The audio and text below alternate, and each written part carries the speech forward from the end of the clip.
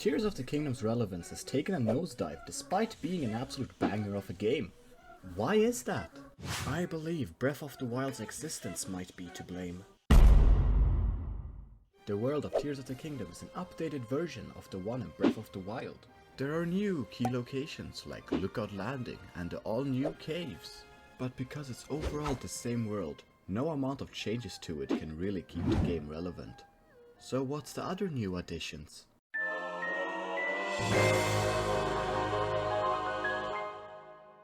The new abilities are awesome. Ultra Hand alone adds so much fun to this game. Being able to build anything adds so much creativity to the gameplay. Too large of a gap to cross? Build a bridge. Want to reach a sky island nearby? Build a plane. The main focus of Ultra Hand is to change how you interact with the world. Despite the world being the same, the fact that you can traverse it in all new ways using Ultra Hand is what adds so much more flavor to this game compared to Breath of the Wild.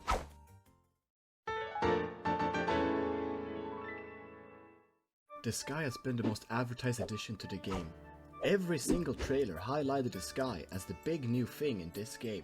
At first, the sky felt amazing. The Great Sky Island is such a good introduction to the game. However, most of the sky islands that came after were not that great. Majority of the sky islands felt copy and pasted. So many of them look and play the same. Like, look at this. These are all different places.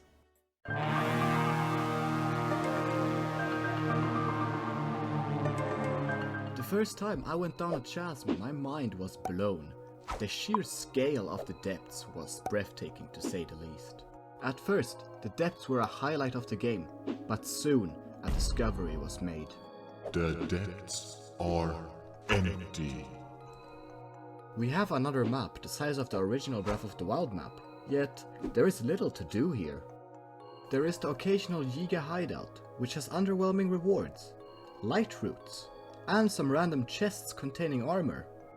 The gameplay quickly turned into simply going from light route to light route to complete the depths map. The greatest aspect of the depths is probably the atmosphere.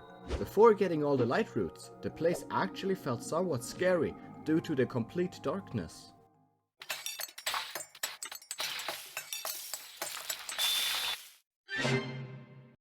I think the story in Tears of the Kingdom is way better than the one in Breath of the Wild. Both the stories are handled in the same way. You go to a certain place on the map and you get to see a cutscene from the past. Now this worked really well for Breath of the Wild. Not so much for Tears of the Kingdom. Due to Tears of the Kingdom having a more linear story with more twists and turns, it hurts the experience when you see it out of order. Most of the players have had the experience of having a plot twist spoiled really early in the game due to its location near the first dungeon. Overall, Tears of the Kingdom has a better story, but it's told worse. Using the Breath of the Wild way of storytelling hurts this amazing story a lot. Now, how does all of this make Breath of the Wild's existence to blame for the downfall of Tears of the Kingdom? Because it wasn't a fully new experience. The changes are amazing and make the game better than the first one, but the inherent problem stays the same. We have experienced the same world before. Just like back in Breath of the Wild, the core gameplay loop consists of seeing a point of interest like a shrine in the distance. You make your way to it, and on the way you might get distracted by other interesting places.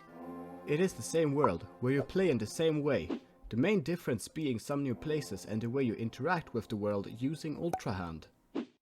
The more familiar we are with something, the less new it feels. This is why Tears of the Kingdom got old so fast. The honeymoon phase went over real quick as the game felt familiar from the start.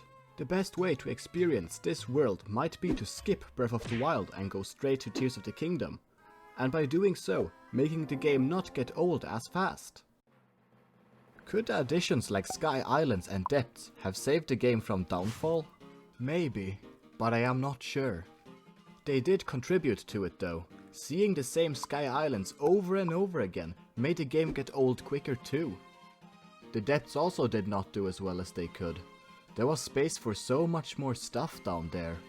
This second map was the best chance the game had to stand out. Sadly it did not work out. So, it's not all to blame on Breath of the Wild. With all that said, Tears of the Kingdom is still an amazing game, and my Game of the Year 2023. There are a lot more reasons why I think Breath of the Wild harmed the long-term success of Tears of the Kingdom. I might make a second part sometime in the future. In the meantime, please like and subscribe if you enjoyed the video. I'll see ya in the next one.